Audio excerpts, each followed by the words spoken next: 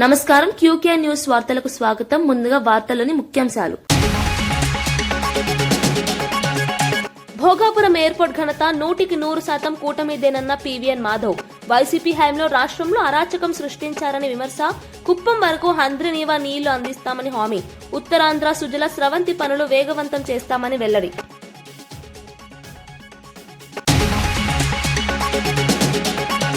రాయలసీమ నీళ్లు అంశంపై రోజా స్పందన. రాయలసీమకు అన్యాయం జరుగుతుంటే ఏం చేస్తున్నావు అని పవన్ ను నిలదీసిన రోజా. రాయలసీమకు వెన్నుపోటు పొడిచారంటూ చంద్రబాబుపై విమర్శలు. ఓటుకు నోటు కేసులో మీ తోడు దొంగ ఈ విషయం చెబుతున్నాడని ఫైర్.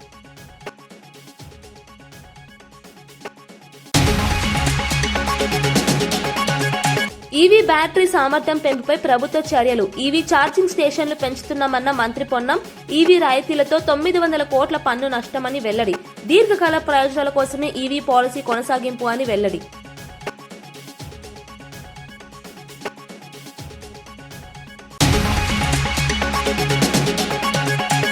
రైజింగ్ 2047 పిల్లల భవిష్యత్తుకు దిశానిర్దేశమన్న భట్టి.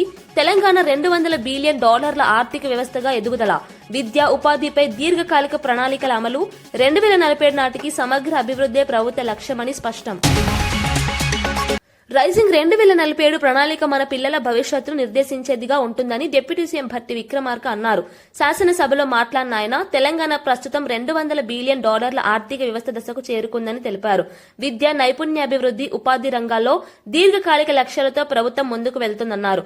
2047 నాటికి రాష్ట్రాన్ని ఆర్థికంగా, సామాజికంగా మరింత బలోపేతం చేయడమే లక్ష్యమని చెప్పారు. యువతకు ప్రపంచ స్థాయి అవకాశాలు అందించేలా విధానాలు రూపొందిస్తున్నామని తెలిపారు. ఆర్థిక వృద్ధి ఫలాలు అన్ని వర్గాలకు అందేలా సమగ్ర అభివృద్ధిపై దృష్టి పెట్టామని భట్టి విక్రమార్క స్పష్టం చేశారు.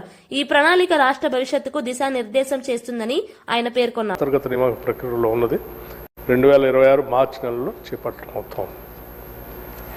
పోతే కార్మికుల సంక్షేమం గురించి రిటైర్ అయినటువంటి ఎంప్లాయీస్కి మందుల ఫెసిలిటీ ఉందా లేదా అని అడిగారు. రిటైర్డ్ అయినటువంటి ఎంప్లాయీస్ కూడా మెడిసిన్ ఫెసిలిటీ ఉంది అధ్యక్ష.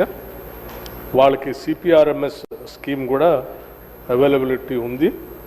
రిటైర్ అయినటువంటి ఎంప్లాయీస్ కూడా 8 లక్షల వరకు ఆల్రెడీ వాళ్ళకి ఆ మందులు అవైల్ చేసుకోవడానికి అవకాశం ఉంది. అట్లాగే వాహనాల బ్యాటరీ సామర్థ్యం పెంపునకు కంపెనీలు చర్యలు తీసుకుంటున్నాయని మంత్రి పొన్నం ప్రభాకర్ తెలిపారు. శాసనసభలో మాట్లాడుతూ ఈవీ వాహనాల వినియోగాన్ని ప్రోత్సహించేందుకు ఛార్జింగ్ స్టేషన్ల సంఖ్య పెంచే దిశగా ప్రభుత్వం చర్యలు తీసుకుంటుందన్నారు. ఈవీ పాలసీ కింద తయారీదారులు, డీలర్లతో సమావేశాలు నిర్వహించినట్లు తెలిపారు. పర్యావరణ పరిరక్షణ లక్ష్యంగా ఈవీ వాహనాలపై రాయితీలు అమలు చేయడం వల్ల రాష్ట్రానికి సుమారు 900 కోట్ల పన్ను నష్టం వాటిల్లిందని వెల్లడించారు. అయినప్పటికీ దీర్ఘకాల ప్రయోజనాలను దృష్టిలో ఉంచుకుని ఈ విధానాన్ని కొనసాగిస్తున్నామని చెప్పారు. భవిష్యత్తులో బ్యాటరీ టెక్నాలజీలో మరింత పురోగతి సాధిస్తే ఈవీ వాహనాలు ప్రజలకు మరింత అందుబాటులోకి వస్తాయని మంత్రి అభిప్రాయపడ్డారు. 15 సంవత్సరాలు పైబడ్డ ప్రభుత్వ వాహనాలు కూడా ఖచ్చితంగా వాటిని స్క్రాప్ చేస్తాను అధ్యక్ష. అయితే బయట ప్యాసింజర్ సంబంధించిన వాహనాలకు సంబంధించి గ్రీన్ ట్యాక్స్ పేరు మీద ఎగ్జంప్షన్ చేసి ఆ వాహనాలను నడుపుకోవడానికి ఒక జీవోలో వెసులుబాటు ఇచ్చినారు. దాన్ని కూడా మేము అనేక సందర్భాల్లో మరి కేంద్ర మంత్రి గడ్కరీ గారు కలిసినప్పుడు కూడా ఈ వెసులుబాటు వల్ల కఠినంగా మేము నిర్ణయించలేకపోతా ఉన్నాం. ఆ 15 సంవత్సరాలు వాహనాలు దాటి పొల్యూషన్ కారణమవుతున్న వాహనాల మీద కఠినమైన చర్యలు తీసుకోలేకపోతున్నామని చెప్తాను అధ్యక్ష. అది కేంద్రం తీసుకోవాల్సిన నిర్ణయం. 15 సంవత్సరాలు పైబడ్డ అన్ని వాహనాలను స్క్రాప్కు తీసుకుపోయేటువంటి విధంగా, అదేవిధంగా గౌరవ సభ్యులు మాట్లాడినటువంటి విధంగా ఈ ఫిట్నెస్కు సంబంధించినటువంటి ఏ విధంగానైతే ఆటోమేటిక్ టెస్టింగ్ స్టేషన్స్ మొదటి దశలో 15, మొత్తంగా 37 కేంద్రాల్లో ఏర్పాటు చేయాలనేటువంటి ఆలోచనతో పోయే విధంగా చేస్తాను అధ్యక్ష. అదేవిధంగా డ్రైవింగ్ లైసెన్స్ కూడా ఆటోమేటిక్ డ్రైవింగ్ టెస్టింగ్ స్టేషన్స్ ఈ మధ్య ఢిల్లీకి వెళ్ళినప్పుడు మా డిపార్ట్మెంట్ అంతా కూడా ఢిల్లీలో డ్రైవింగ్ లైసెన్స్ కూడా పొరపాటున ఇచ్చినట్టయితే ఇబ్బందికరమైన పరిస్థితి ఉంది. కాబట్టి అన్నీ కూడా ఆటోమేటిక్గా మాన్యువల్ ఇంటర్వెన్షన్ తక్కువ ఉండాలి అనేటువంటి ఆలోచనతో దానిలో భాగంగానే చెక్ పోస్ట్ ఎత్తేసినాం. వాహన సారథిలో జాయిన్ అవుతా ఉన్నాం. స్క్రాప్ పాలసీ తీసుకొచ్చినాం. కెమెరాస్ను ఏర్పాటు చేస్తూ ఉన్నాం. అంటే ఎప్పటికప్పుడు మారుతున్న కాలానికి అనుగుణంగా రవాణా శాఖను కూడా అప్రమత్తం చేసుకొని ముందుకు పోయే ప్రయత్నం జరుగుతూ ఉంది అధ్యక్ష. అందులో భాగంగానే ఆటోమేటిక్ టెస్టింగ్ స్టేషన్. కానీ పొల్యూషన్ సంబంధించి వారు గౌరవ హైదరాబాద్ సంబంధించి ఎప్పుడు కూడా వాటర్ ట్యాంకర్స్ సప్లై సందర్భంగా మేము కూడా అప్పుడప్పుడు గమనిస్తూ ఉన్నాం. తప్పకుండా మా శాఖను ఇమ్మీడియట్గా వాటర్ బోర్డుకు సంబంధించి ఫస్ట్ ప్రిలిమినరీగా, ఎందుకంటే పబ్లిక్ కన్జంప్షన్ డ్రింకింగ్ వాటర్ ఇస్తుంది కాబట్టి బట్ ఇమ్మీడియట్గా ఫస్ట్ ఒక నోటీస్ ఇచ్చి అన్ని వాహనాల ఫిట్నెస్ పొల్యూషన్కు సంబంధించి కొన్ని హైర్ ఉన్నాయి, కొన్ని ఓన్ ఉండొచ్చు. ఆంధ్ర రాయలసీమ ప్రాంతాలు గత ప్రభుత్వంలో వివక్షకు గురయ్యాయని ఏపీ బీజేపీ అధ్యక్షుడు పీవీఎన్ మాధవ్ అన్నారు. గోదావరి నీళ్లను చివరి వంశధారలో కలపాలనే లక్ష్యంతో ముందుకు వెళ్తున్నామని తెలిపారు. కృష్ణా నదీ జలాలు మహారాష్ట్ర, కర్ణాటక, తెలంగాణలో ఎక్కువగా వినియోగం జరగడం వల్ల ఏపీకి రావాల్సిన వాటా తగ్గుతోందని ఆవేదన వ్యక్తం చేశారు. మిగులు జలాల్లో ఆంధ్రప్రదేశ్ పూర్తి స్థాయిలో భాగస్వామ్యం కావాలని స్పష్టం చేశారు. నీటి వనరుల వినియోగంలో కేంద్ర ప్రభుత్వం సమన్వయ పాత్ర పోషించాలని కోరారు. రాష్ట్ర ప్రయోజనాల కోసం బీజేపీ నిరంతరం పోరాడుతుందని, రైతుల హక్కుల పరిరక్షణే లక్ష్యమన్నారు.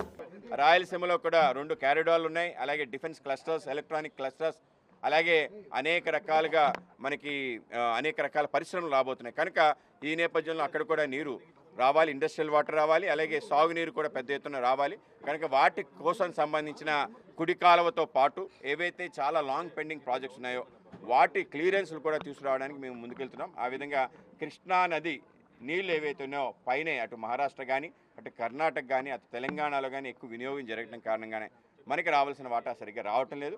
కనుక ఏవైతే మిగులు జలాలు ఉన్నాయంటే రెసిడ్యూల్ వాటర్, దాన్ని పూర్తి భాగస్వామ్యం ఆంధ్రప్రదేశ్ జరగాలని చెప్పి మేము కూడా కోరుకుంటున్నాం. దానికోసం మేము కూడా పూర్తి స్థాయిలో ప్రయత్నం చేస్తున్నాం.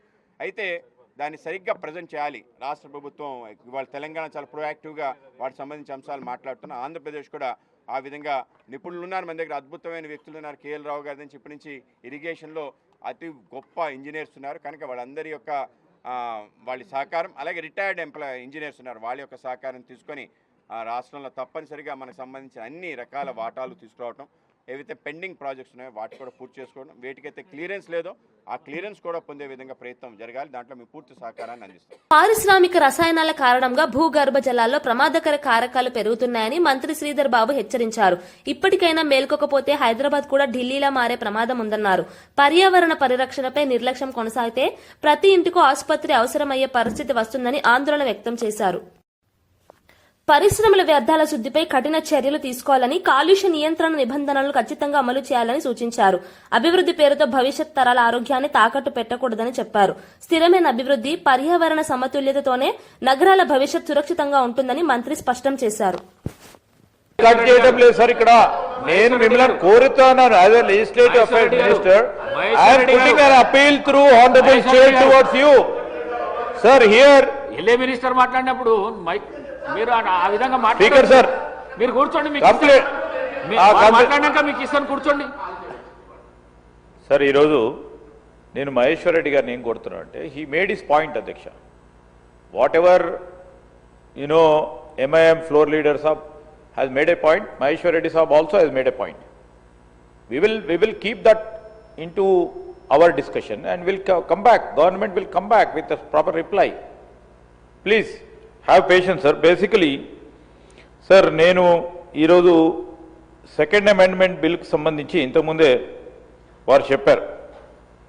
ఈరోజు రాష్ట్రంలో పట్టణ స్థానిక సంస్థల్లో 2047 లక్ష్యంగా పేదలకు సంక్షేమ ఫలాలు అందించడమే ప్రభుత్వ ధ్యేయమని ఆంధ్రప్రదేశ్ రాష్ట్ర సామాజిక సంక్షేమ బోర్డు చైర్మన్ పోతుల బాలకోటయ్య అన్నారు. ఎన్టీఆర్ భవన్ లో మీడియా సమావేశంలో ఆయన మాట్లాడుతూ విద్య, ఆరోగ్యం, ఉపాధి రంగాల్లో దీర్ఘకాలిక ప్రణాళికలతో ముందుకు వెళ్తున్నామని చెప్పారు. పేదల జీవితాల్లో స్థిరమైన మార్పు తీసుకురావడమే విజన్ 2047 ప్రధాన లక్ష్యమన్నారు. ప్రభుత్వ సంక్షేమ పథకాలు తాత్కాలిక ప్రయోజనాలకే కాకుండా తరతరాల అభివృద్ధికి దోహదపడేలా రూపకల్పన చేస్తున్నామని తెలిపారు. సామాజిక న్యాయం, సమాన అవకాశాలే పాలనలో మూల సూత్రాలని పేర్కొన్నారు. రాష్ట్రాన్ని ఆర్థికంగా, సామాజికంగా బలోపేతం చేసే దిశగా ప్రభుత్వం అడుగులు వేస్తుందని ఆయన వివరించారు. ఈ గుడికి తాళం వేశాడు. ఈ అంశాన్ని గుర్తించి చంద్రబాబు నాయుడు గారు ఇది 1953 నుంచి 1953 అంటే దాదాపు 70 ఏళ్ళు పైగా రాజ్యాంగపరంగా క్రింది కులాలకి, ముఖ్యంగా ఎస్సీ ఎస్టీల సంక్షేమానికి సంబంధించిన బోర్డు ఇదని భావించి దుర్గాభాయ్ దేశ్ముఖ్ లాంటి వాళ్ళు కూడా ఈ బోర్డుకి జాతీయ స్థాయిలో అధ్యక్షులుగా చేశారని గుర్తించి ఈ బోర్డుని జీవో నెంబర్ 284 25/11/2025 ద్వారా బోర్డుని తిరిగి బతికించి, అంటే గుడిని తెరిచి మూసివేతకు గురైన గుడి తాళం తీసి బోర్డు చైర్మన్గా బాలకోటయ్య అయిన నన్ను నియమించారు. ముఖ్యమంత్రి గారు నాకు చెప్పింది, నా మీద బరువుగా పెట్టిన బాధ్యత ఏంటంటే, ఈ రాష్ట్రంలో క్రింది కులాలకి, అంటే అణగారిన కులాలకి, వివక్షత కులాలకి, ఎస్సీ ఎస్టీలకి రాజ్యాంగపరంగా కానీ సంక్షేమ పథకంగా కానీ అందాల్సిన యొక్క పథకాలనే అందే విధంగా చూడాల్సిన బాధ్యతని ఈ భోగాపురం అంతర్జాతీయ విమానాశ్రయ ప్రాజెక్టుపై వైసీపీ క్రెడిట్ చోరీ రాజకీయాలు చేస్తుందని స్వచ్ఛాంధ్ర కార్పొరేషన్ చైర్మన్ కొమ్మారెడ్డి పట్టాభిరామ్ ఆరోపించారు. ఎన్టీఆర్ భవన్ లో మీడియాతో మాట్లాడుతూ భోగాపురం ప్రాజెక్టు వేగవంతానికి కూటమి ప్రభుత్వం కీలక నిర్ణయాలు తీసుకుందని చెప్పారు. గతంలో ఆలస్యాలు, నిర్లక్ష్యం కారణంగా ప్రాజెక్టు నిలిచిపోయిందని, ఇప్పుడు పనులు మళ్లీ ఊపందుకున్నాయని తెలిపారు. ప్రజలకు మౌలిక సదుపాయాలు కల్పించే అభివృద్ది ప్రాజెక్టులను రాజకీయ లబ్ది కోసం వాడుకోవడం సరికాదన్నారు. భోగాపురం విమానాశ్రయం ఉత్తరాంధ్ర అభివృద్దికి గేమ్ చేంజర్ అవుతుందని, దీనిపై తప్పుడు ప్రచారాలు మానాలని హితవు పలికారు. అభివృద్ధి విషయంలో వాస్తవాలను ప్రజలకు చెప్పాల్సిన బాధ్యత ప్రతిపక్షానికి ఉందన్నారు. ఇటువంటి తరుణంలో రాష్ట్రంలో ఉన్నటువంటి ప్రతిపక్ష పార్టీ వైఎస్ఆర్ కాంగ్రెస్ పార్టీ షరామామూలుగానే తమ పాత్ర ఏమీ లేకపోయినా, తమ కాంట్రిబ్యూషన్ ఏమీ లేకపోయినా అంతా మేమే చేశామని చెప్పి అన్ని తమ ఖాతాలోకి జమ చేసుకునేటటువంటి పరిస్థితి మనం చూస్తూ ఉన్నాం. గత సంవత్సరాల కాలంగా రాష్ట్రంలో ఏ మంచి చేసినా కూడా అన్ని మేమే చేశాం, అవన్నీ ఆ క్రెడిట్ అంతా కూడా తమకే దక్కుతుందని చెప్పి నిస్సిగ్గుగా, వారి పాత్ర ఏమీ లేకపోయినా సరే నిస్సిగ్గుగా ఇవాళ వాళ్ళ మాటలు మాట్లాడుతూ ఉన్నారు. భోగాపురం అంతర్జాతీయ విమానాశ్రయం ఏదైతే అల్లూరి సీతారామరాజు గారి పేరుతో అల్లూరి సీతారామరాజు ఇంటర్నేషనల్ ఎయిర్పోర్ట్ గా రేపు జూన్ లో ప్రారంభింపబడుతున్నటువంటి భోగాపురం అంతర్జాతీయ విమానాశ్రయానికి సంబంధించినటువంటి వాస్తవాలు, ఎవరు దానికి అంకురార్పణ చేశారు, ఎవరి యొక్క కృషి వల్ల ఈ రోజున భోగాపురం విమానాశ్రయం యొక్క కళ సాకారం అవుతా ఉంది, నిర్మాణం పూర్తిగా వస్తా ఉంది అన్నదానికి సంబంధించి ఒక్కసారి మనం వాస్తవాల్లో కనుక వెళ్ళినట్లయితే, ఇది ఫిబ్రవరి 2015లో ఆనాడు వచ్చినటువంటి వార్త.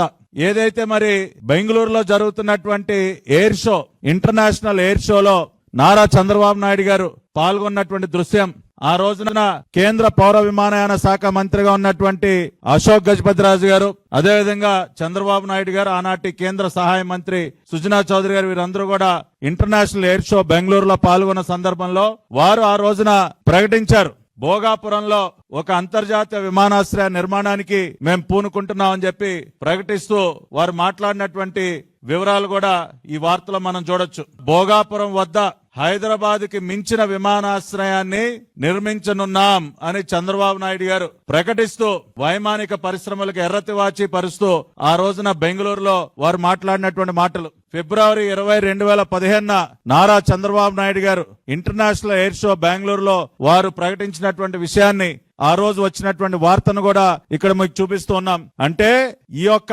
ఆలోచనకి శ్రీకారం చుట్టింది నారా చంద్రబాబు నాయుడు గారు. రాష్ట్రానికి ఒక అంతర్జాతీయ విమానాశ్రయం అవసరం, ఉత్తరాంధ్ర ప్రాంతంలో ఈ విమానాశ్రయ నిర్మాణం జరగాలి, విశాఖపట్నం విమానాశ్రయానికి కొన్ని పరిమితులు ఉన్నాయి కాబట్టి మనం ఆల్టర్నేటివ్ గా ఒక ఇంటర్నేషనల్ ఎయిర్పోర్ట్ నిర్మించుకోవాలని తలపెట్టి వారు ఇంటర్నేషనల్ ఎయిర్ షో బెంగళూరులో మరి దాన్ని ప్రకటించారు.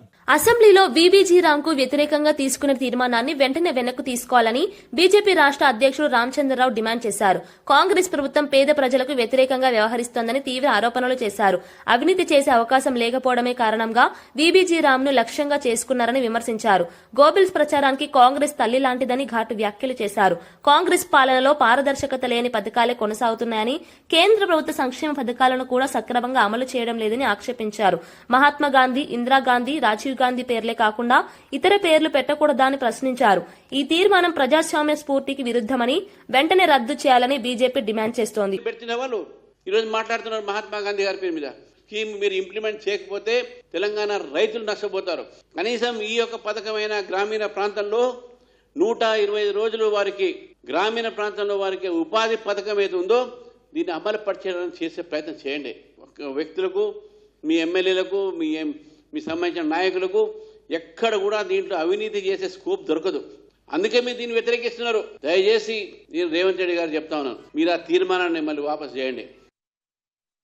స్వాతంత్ర్యం వచ్చి 78 ఏళ్లు గడిచినా కేంద్రంలో బీసీలకు ప్రత్యేక మంత్రిత్వ శాఖ లేకపోవడం బాధాకరమని బీసీ సంక్షేమ సంఘం జాతీయ అధ్యక్షుడు ఆర్ కృష్ణయ్య అన్నారు. హైదరాబాద్ బషీర్బాగ్ ప్రెస్ క్లబ్ లో నిర్వహించిన సమావేశంలో ఆయన మాట్లాడుతూ బీసీల హక్కుల కోసం కేంద్ర ప్రభుత్వంపై నిరంతరం ఒత్తిడి తెస్తామని స్పష్టం చేశారు.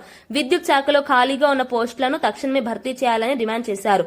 నూతన పెన్షన్ స్కీమ్ కారణంగా ఉద్యోగులు తీవ్రంగా నష్టపోతున్నారని, పాత పెన్షన్ విధానాన్ని తిరిగి అమలు చేయాలని కోరారు. బీసీలు దేశాభివృద్ధికి వెన్నెముక లాంటి వారని, అయినా సరైన ప్రాతినిధ్యం లభించడం లేదని ఆవేదన వ్యక్తం చేశారు.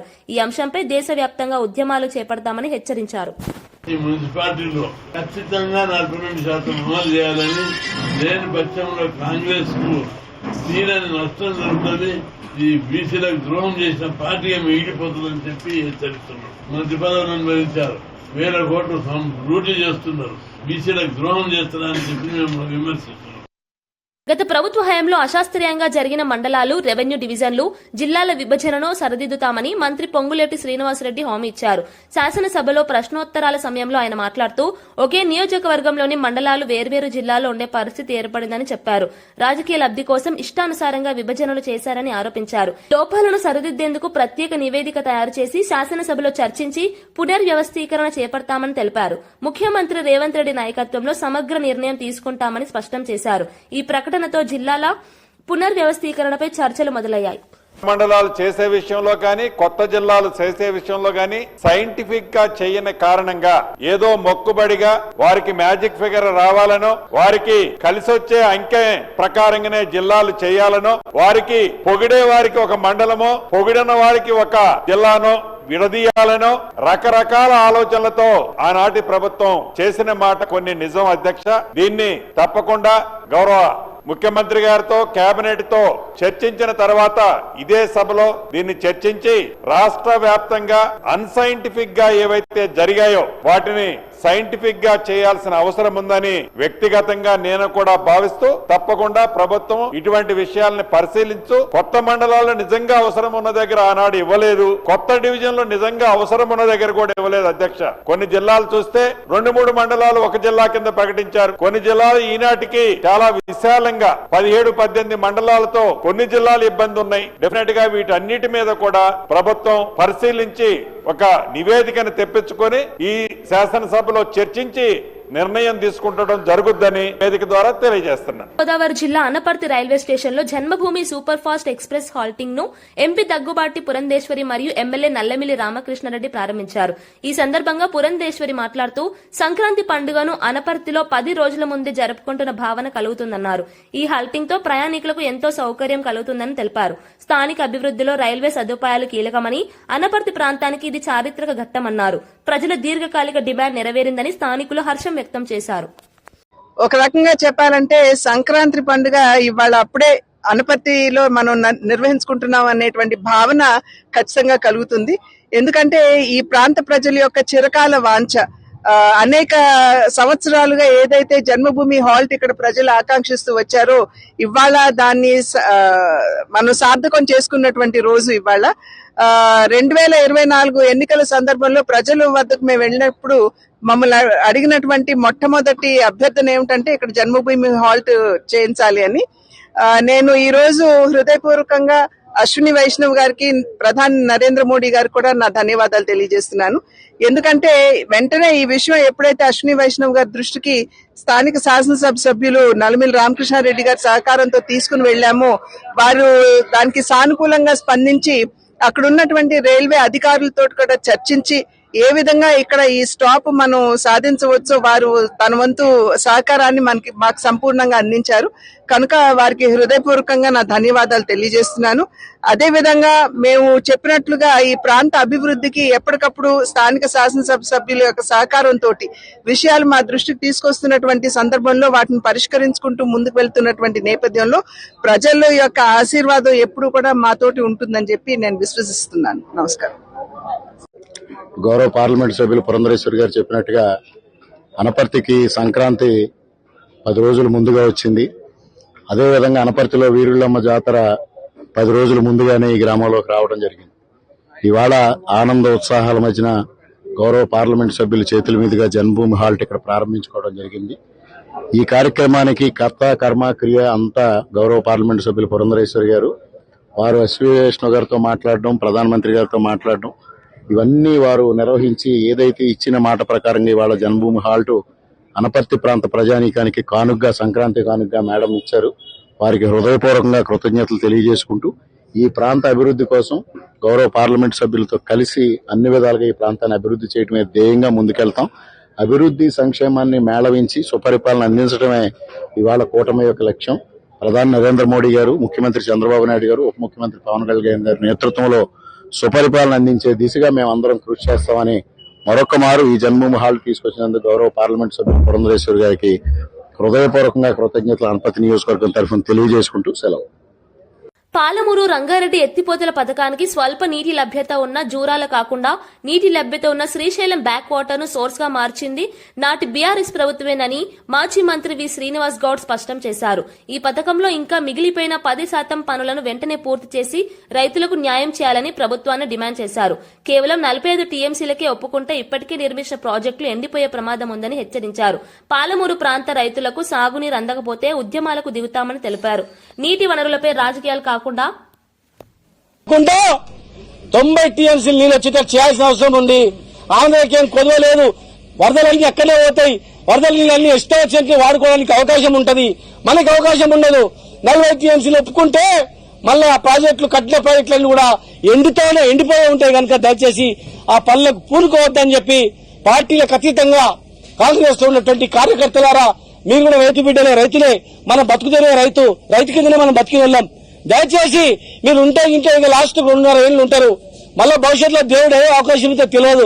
కానీ మీరు అక్కడ ఉండి కూడా మీ నాయకత్వం మీద ఒత్తిడి లేకపోతే మన జిల్లాకు అన్యాయం చేసిన వాళ్ళు అవుతారు. దయచేసి రాజకీయ కోణంలో చూడకుండా జిల్లాను బాగు చేసేటువంటి కోణంలో మీరు చూడాలని చెప్పి మీ ద్వారా విజ్ఞప్తి చేస్తా ఉన్నాం. ఈ రోజు నార్లపూర్లో పోయి చూస్తాం. ఇక్కడ నీళ్ళు ఎట్లున్నాయి చూడండి. మీరు దయచేసి మీడియా మిత్రులారా, ఈ రిజర్వాయర్లు ఎండిపోయిన నీళ్లున్నాయి. అక్కడ చూడండి, 100 కిలోమీటర్ల నీళ్లున్నాయి. ఇది బాగుందా, అది బాగుందని చర్చ పెట్టండి. ప్రజలను చైతన్యవంతులను చేయండి. ఎట్టి పరిస్థితుల్లో మేము ఒప్పుకోం. 40 టీఎంసీ ఒప్పుకుంటే ప్రళయం అవుతుంది జిల్లా. ఎట్టి పరిస్థితుల్లో మేము ఒప్పుకోము. మాకు కేటాయించిన నీళ్లు మాకు కావాల్సిందే. ప్రాజెక్టులు కంప్లీట్ చేయాల్సిందే. లేని పక్షాన ప్రజాపక్షాన మేము పోరాటం చేస్తాం. మేము సాధించుకుంటాం. ఇవాళ మీరు ఇవ్వకపోతే రేపు మేము వచ్చిన తర్వాత బరాబర్ దీనికన్నా డబుల్ నీళ్లు కేటాయించుకుంటాం. రైతులను మీరు భూములు అమ్ముకోకండి. దయచేసి భయపడకండి. కొద్ది రోజులే మళ్ళీ వస్తాం. ఖచ్చితంగా ఈ జిల్లాలో 100% బాగు చేస్తాం. ఎవరు కూడా ఆపలేరు దీన్ని. వార్తలు ముగించే ముందు ముఖ్యాంశాలు మరోసారి. భోగాపురం ఎయిర్పోర్ట్ ఘనత 100% కూటమిదేనన్న పీవీఎన్ మాధవ్.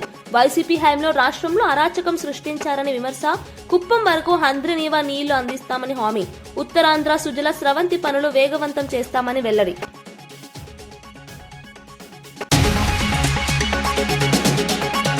రాయలసీమ నీళ్లు అంశంపై రోజా స్పందన. రాయలసీమకు అన్యాయం జరుగుతుంటే ఏం చేస్తున్నావు అని పవన్ ను నిలదీసిన రోజా.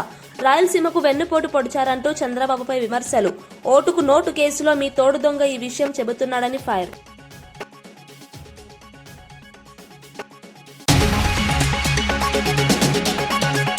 ఈవీ బ్యాటరీ సామర్థ్యం పెంపుపై ప్రభుత్వ చర్యలు. ఈవీ ఛార్జింగ్ స్టేషన్లు పెంచుతున్నామన్న మంత్రి పొన్నం. ఈవీ రాయితీలతో 900 కోట్ల పన్ను నష్టమని వెల్లడి. దీర్ఘకాల ప్రయోజనాల కోసమే ఈవీ పాలసీ కొనసాగింపు అని వెల్లడి.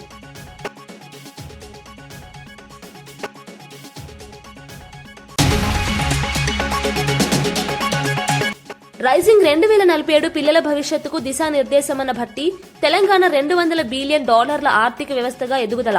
విద్య, ఉపాధిపై దీర్ఘకాలిక ప్రణాళికల అమలు. 2047 నాటికి సమగ్ర అభివృద్ధే ప్రభుత్వ లక్ష్యమని స్పష్టం. ఇవి ఈనాటి వార్తా విశేషాలు. మరో బులెటిన్లో మళ్లీ కలుద్దాం. నమస్కారం.